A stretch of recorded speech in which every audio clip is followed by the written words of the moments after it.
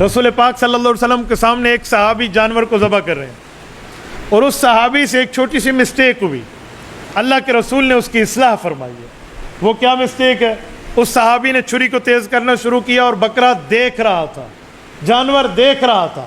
حضور پاک علیہ السلام نے فرمایا میرے صحابی اس کو دو موتیں کیوں دے رہے ہو؟ ایک اسے چھری دکھا کر اور دوسری ذبح کر کے۔ انہوں نے کہا یا رسول اللہ آپ نے صحیح فرمایا، میری توبہ میں اللہ سے معافی کا خواستگار ہوں۔ اس نے تو یہ کام کیا، حضور نے سمجھایا۔ ہمارے علماء کہتے اس نے کیا نہیں، اللہ کی طرف سے کرایا گیا تاکہ امت کو سبق مل جائے، اور رسول اللہ صلی اللہ علیہ وسلم اصلاح فرما دے۔ کیوں؟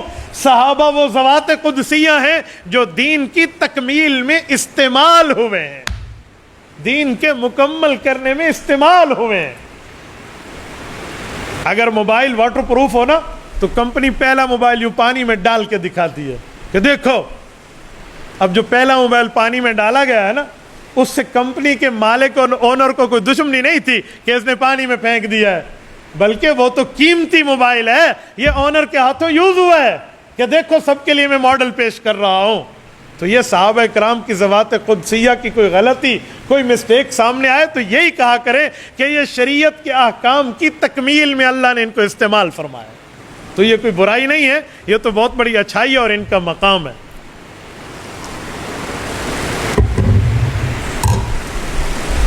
کسی جانور کے سامنے آپ نے چھری تیز نہیں کرنی، یہ یاد رکھیں، اور ایک جانور کو دوسرے جانور کے سامنے بھی ذبح نہیں کرنی۔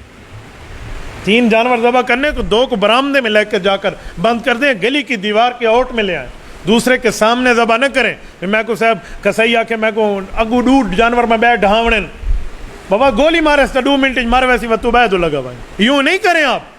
بھائی آپ نے ذبح کرنا ہے تو ہمیں طریقہ نبوی پہ ذبح کر کے دیں، ایسا کھوتی نہیں لائے 2 منٹ کو کہ تو لگا بھائی، ورنہ تو بعض یوں بھی ہوتے ہیں بھی فلانا ایسا کو تکبیر پھیر رہے اگلا کم ایسا کرے سو۔ تو بندے کو خود طریقہ نبوی کو دیکھنا چاہیے۔ رسول اللہ صلی اللہ علیہ وسلم کا یہ طریقہ نہیں ہے کہ ایک جانور کو دوسرے جانور کے سامنے ذبح کرے۔ یہ جو مرغیوں والے ہیں نا، یہ ایک مرغی کو دوسری مرغیوں کے سامنے ذبح کرتے تھے۔ حضرت مولانا علاؤ الدین رحمۃ اللہ تعالیٰ علیہ کی مجھے بات یاد ہے، فرمایا کرتے تھے کہ ہم نے ان کو کہا ہے کہ ذبح کسی کونے میں کرو اور ایک کوئی اس طرح کوئی ڈبہ شبہ رکھو، اس میں جا کر پھینک دو، چلو پھڑکتی رہے گی، دوسری مرغیاں نہیں دیکھیں گی۔ کوئی ان نے ترتیب نہیں کہا، اس طرح کوئی آپ بھی ترتیب بنائیں، کبھی بھی ایک جانور کو دوسرے جانور کے سامنے ذبح نہ کرو۔ ہمارے یہاں مسجد کے امیر صاحب بھائی محمد طارق موجود ہو گئے، ان سے پوچھ لیں۔ یہ کہنے لگے کہ ہم ایک جگہ تھے، وہاں 2 بکرے تھے، ایک بکرے کو دوسرے کے سامنے ذبح کیا، پہلے کا اچھا بھلا خون نکلا، دوسرے کا خون مرغی جتنا نکلا، خون سوکھ گیا تھا اس کا۔